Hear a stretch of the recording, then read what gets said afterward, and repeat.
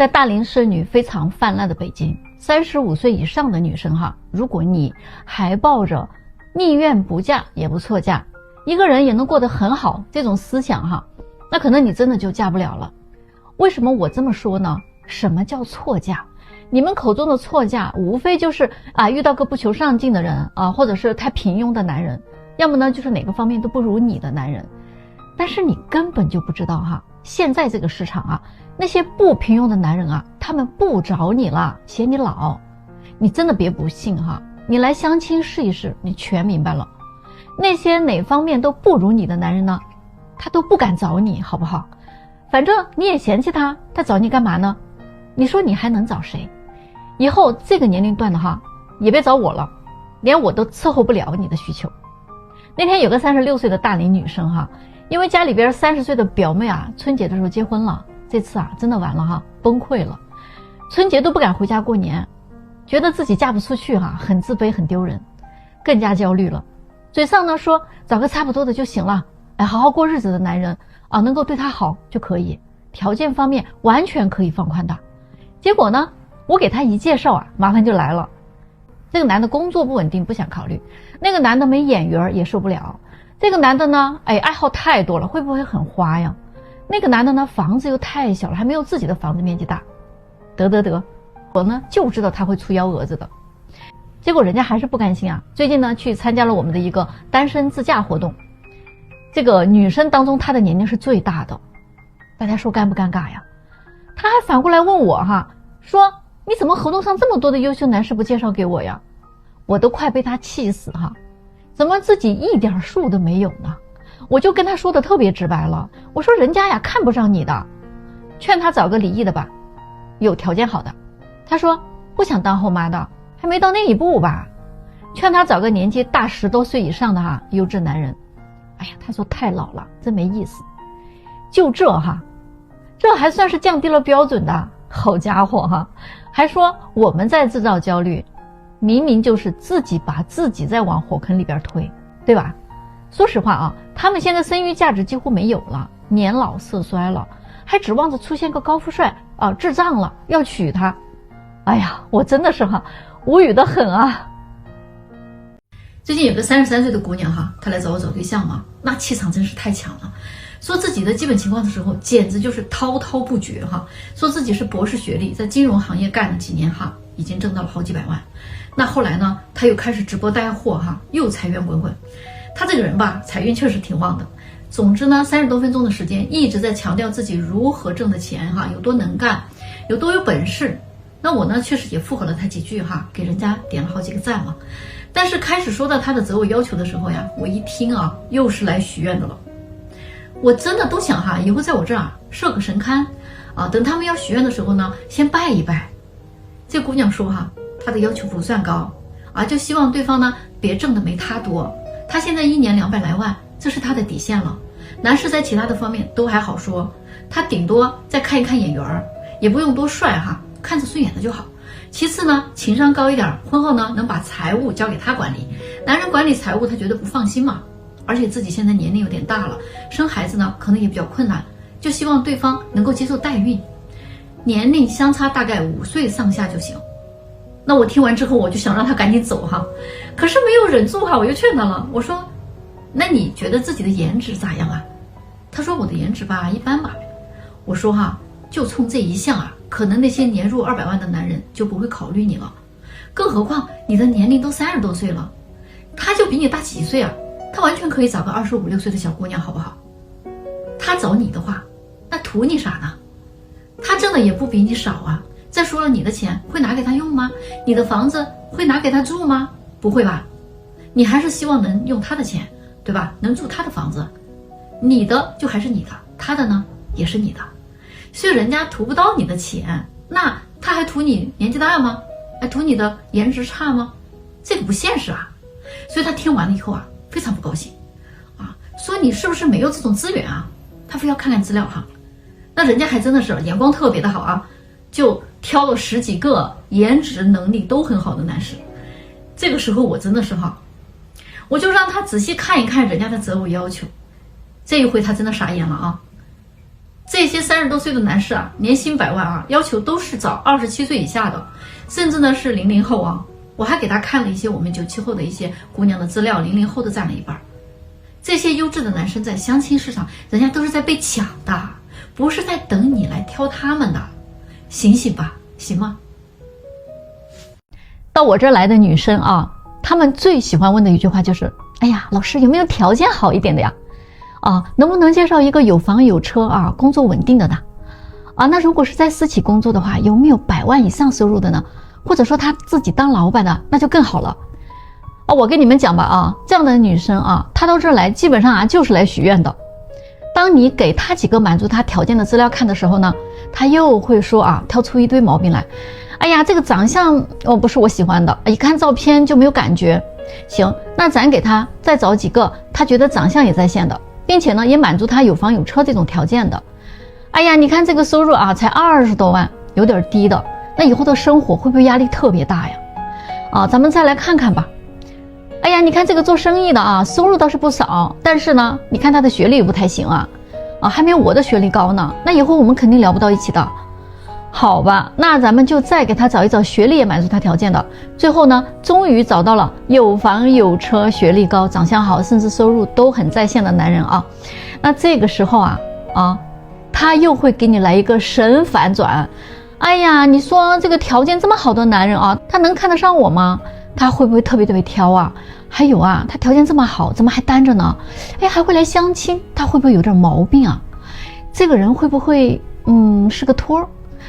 你们看看啊，他们自己许愿都要许到不相信，真的是啊，有时候心脏病都会给你气出来的。你真的是啊，特别想怼他。相亲的人条件好的其实很多的啊，有年收入上100万，也有自己当老板的，甚至啊都有资产过亿的人啊。人家的条件好来相亲，这不很正常吗？哎，你觉得人家不正常，那你来相亲就很正常吗？那说明你条件差了。那你条件那么差，你还那么挑吗？别人年龄大了，哎，单身，那就是有毛病了。你自己年龄也这么大了，你也不是单身的吗？那你就没有毛病啊。我真的想提醒你一句啊，相亲真的不是买东西的，我们这儿也不是超市啊。你花钱可以随便挑东西，但是在这儿啊，讲究的是你情我愿啊。还有就是啊，最后你能不能找到一个条件好的，核心在于你自己配不配得上这样的人，不是红娘决定的。如果你最后真的没有嫁给高富帅，那真的不是红娘的问题啊，是你自己的问题，知道吗？最近呢，有一位家长问我啊，说他女儿33岁了啊，想找个男朋友，怎么这么难呢？我们先说一说他的条件啊，本科毕业，身高呢是1.65米，体重呢110斤，在北京做培训的工作，月收入呢1.5万，目前呢没房没车，到现在没有谈过几次恋爱。像这样的女生，家里边确实很着急。那他自己的压力呢也不小啊，不管是男生还是女生，年纪大了没有结婚，每一次过年回家呀，家里人都会催婚的，导致他们呢有时候过年过节回家，看到家里的长辈啊就会害怕。说实话，她这个女儿人还是不错的，可是呢，她找男朋友的标准却有点高。家里呢2个月给她介绍了4个相亲对象，全部都凉了。前3个呢分别都死于身高不够高啊，或者呢是工作狂没有情趣了，要么呢就是工资还没有他高了。第4个呢他还挺满意的，不过呢他每一次跟人家聊天都很被动。说白点他就是每次要等男方找他聊天，态度从来都是不主动也不热情，他生怕呀在男生面前掉价了，以至于1个月之后男方不再找他聊天了。又过了10多天之后他感觉不对劲儿了，就主动找这个男方聊天，结果男方跟他说呀自己已经有女朋友了，结果他就痛骂这个男生是个渣男说有女朋友怎么还出来相亲真不是个东西。现在他的父母看着这种情况问我该怎么办，为什么他女儿条件并没有那么差，找一个喜欢的人怎么那么难呢？我就告诉他一个真理你知道吗？男生如果和女生进行对比的话，男生最大的优点就是人家听得进去实话从小就不会跟女生一样被家里无条件的宠着。他们觉得女儿的要求并不算高差不多就行了，身高1.75米以上，干净且耐看就好男生呢有一个稳定的工作，月工资2万以上，最好本地呢有个房就行了，年纪小3岁到大5岁都可以接受。可是我说你现在用这个标准衡量一下，你女儿她自己能达到这样的一个男生对伴侣的要求吗？他母亲说，我们是女生嘛，不一样，男生不都是向下兼容的吗？我说啊，其实啊，没有什么不一样的，男生和女生在婚姻的选择权利上是相等的。你在挑选男生的同时，男生人家也在挑你啊，没有谁欠着你的。你女儿虽然她心烦啊，她其实不是找不到喜欢的人，而是她一直都在等那个方方面面都比自己优秀的男生还得来追求她。可能她以前交的男朋友是比较优秀，可是呢，那些优秀的人可能只是跟她谈恋爱，并不意味着要跟她结婚，这个是两回事儿啊。你想要人家爱你，娶你回家，那你总得让人家图你点什么。比如说，你的颜值很高，比如说你身材有道啊，比如说你情绪价值给的很好啊，或者再比如说你谈吐不凡，你很自律。你千万别整天啊说自己要求不高了，就是没有人追啊。我打个比方，假如说你的高考分数，清华北大你随便挑，但是你舍不得离开家呀，随便挑一个家门口的985上了，这个呢才叫将就。但是其实呢，你就是一个上大专的线，却到处说自己一直在等北大清华的招生办的电话，眼看着志愿申报要快截止了，你又来了一句，985啊我都不要求了，我就将就着上个211算了。你看我已经把条件降到这么多了，211应该主动来抢我了吧。这个呢不叫将就，这个就叫还没睡醒呢，还做着梦呢啊，太自信了。他其实没有这个实力，但是呢又不甘心。结果他父母说，以前从来没有人跟我们说过这个道理啊。我说啊，很多的女孩子，社会对她们的预期就是天真无邪，而且呢，从小到大，女孩哪怕她是有一点点高于男孩的成绩啊，就会得到很高的评价和奖赏。所以她们内心深处的优越感，真的不是1天2天才形成的。那除了真的关系好的人，或者是我们专业的人会告诉你，谁会告诉你，你家的孩子并没有你心目中那么优秀啊？没有那么讨男人喜欢，更不会有人告诉你，你家女儿长得不好看。谁吃饱了没事干去得罪人呢？对吗？最后呢，我很难说他们有没有听进去这些话。那就算是他的父母听进去了，那他的女儿要改变起来，恐怕也是非常非常难的。你们说是不是？我想给大家说一说怎么正确的去相亲。就有些女生对于相亲，她真的是有极大的误解的整个认知真的是错的。首先第一点相亲呢不是来找感觉的，是两个人都看对了眼了都往一个方向去努力，而不是说相亲是给男生提供一个认识你、追求你的机会，然后呢还要跑一遍恋爱流程相亲的目的是为了结婚，而不是让他去讨你欢心、追你，然后谈恋爱这个不是正确的相亲规则。很多的女生就觉得相亲你不得追我一下吗？你不是相中我了吗？就不应该追一追吗？然后你们建立感情、培养感情这个过程当中，看彼此合不合适，如果合适的话，就会往下一步的关系去推进，对吧？去确定关系，去结婚。所以姑娘们别太矫情了别觉得就是我过来就是给你一个追我的机会，还真的不是。如果你非要给他增加难度的话，这个男生肯定就下一个了。然后第二点，相亲不用一面定生死，尽量给对方一点机会那么在这个中间的话，我们排除一些极端的案例，比如说这个男生是个奇葩，上来就动手动脚的，或者说呢推销产品什么的等等这些。那除了这些奇葩的相亲男之外呢，比如说有一些可能不能忍受的小细节上的问题让你不舒服或者第一印象比较差呀，或者说话呢不太投机然后呢，男生呢哪句话没说到你心坎上哪句话踩到你的雷了，或者说两个人聊着聊着就相互输出价值观了开始掰扯起来了，甚至是上升到了3观问题了那然后呢，你觉得这个人就可以 pass 了。这种呢就是下判断太早了，因为大家都知道第一印象它确实很重要，但是它并不绝对很多男生真的是他没有被培训过他真的不知道怎么聊天，因为他首先不了解你，你们呢是陌生的朋友，想第一面就留个好印象特别难。你想第一印象就能有一个特别好的能够出现一个灵魂伴侣，那这个概率实在太小了呀。要知道这个感情的培养它是一个过程，就没有那种天生对这个相亲第一次见面就拿捏得特别好的人。第一次见面的意义就是互相了解，为了促进第二次见面。所以呢，大家不要太关注那些小细节如果整体上你觉得这个人人格上性格上也没有什么大的问题，条件呢也合适，能够继续见面，那你最起码要给这个男生几次机会的。那么有些女生其实真的是很苛刻的，她觉得见第一面这个男生没有感觉，哎，他就不会再见了。说实话哈，如果这样的相亲的话啊，不是说不给男生机会，你是在不给自己机会，明白吗？你真的是亲手在断送自己多次的姻缘。第3点啊，就是多给男生一些正向的反馈。如果说你相中了这个人的话啊，你千万不要啊，哎呀，我纹丝不动，我等着男生完全主动，等他来追我，千万不要啊。你要给男生一点信息，就是说你觉得他也不错啊，你愿意以结婚为前提呢，跟他继续交往的。那我举个例子啊，比如说男生呢前期送你一个礼物啊，或者说呢他精心的去安排你们的约会啊，去非常高档的餐厅，你呢也要懂得回馈的，时不时呢主动给男生发个信息啊，主动去约男生啊，也给男生准备一个小的贴心礼物啊，对吧？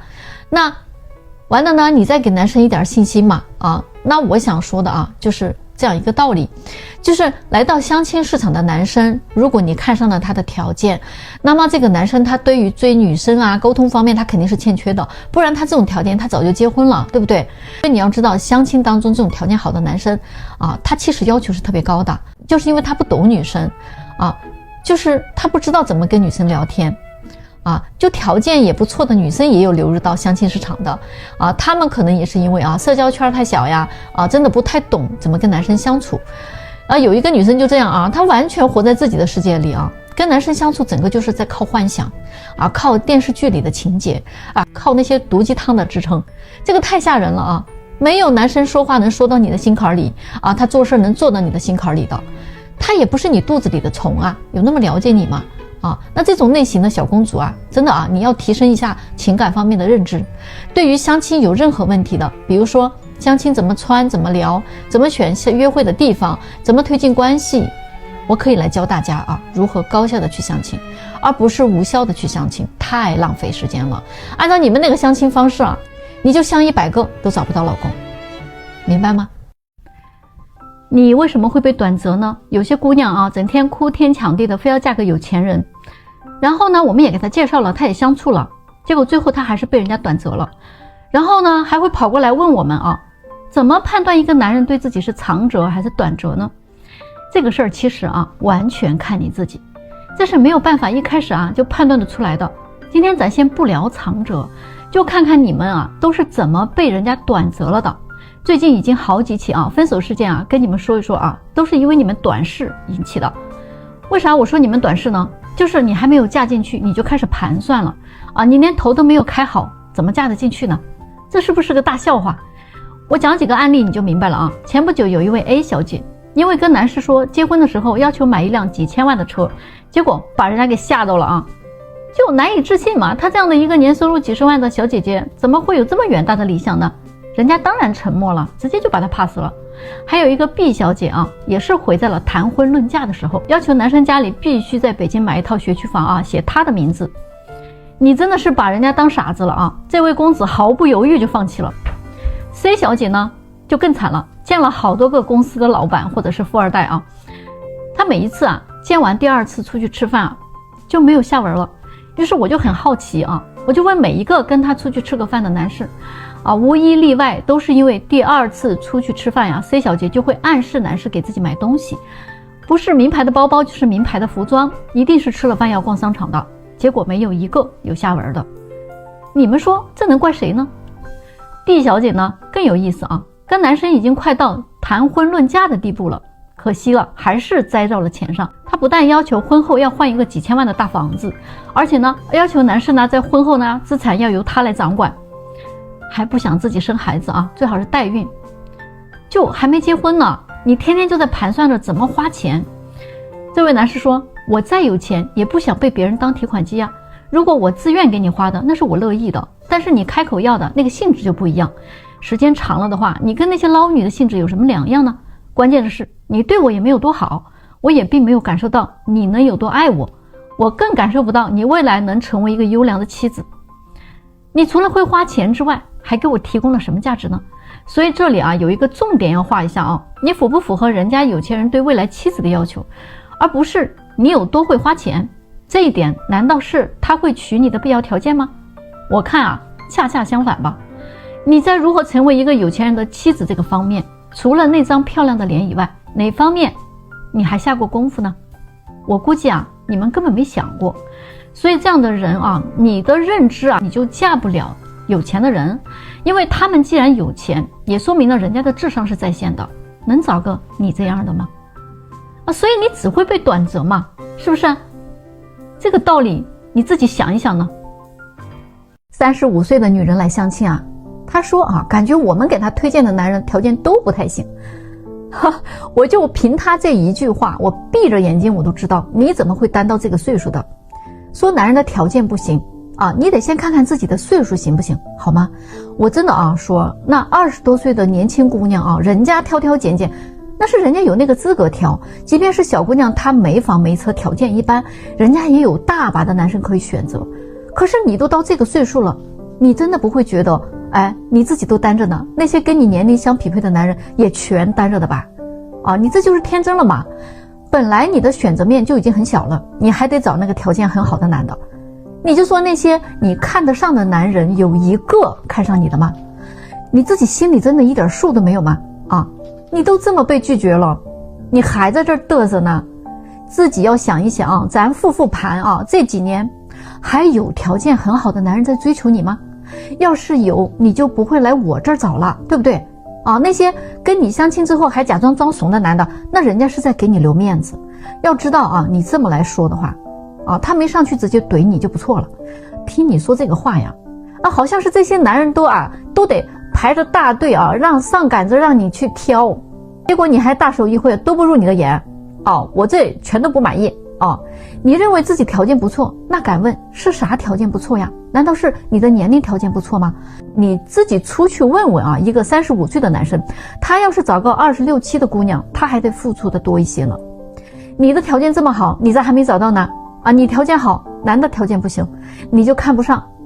那我咋没见你问问那些你都没看上的男人，为啥也没看上你呀？你想过这个问题吗？啊，大龄的女人真的啊，咱别再自己糊弄自己玩了，行吗？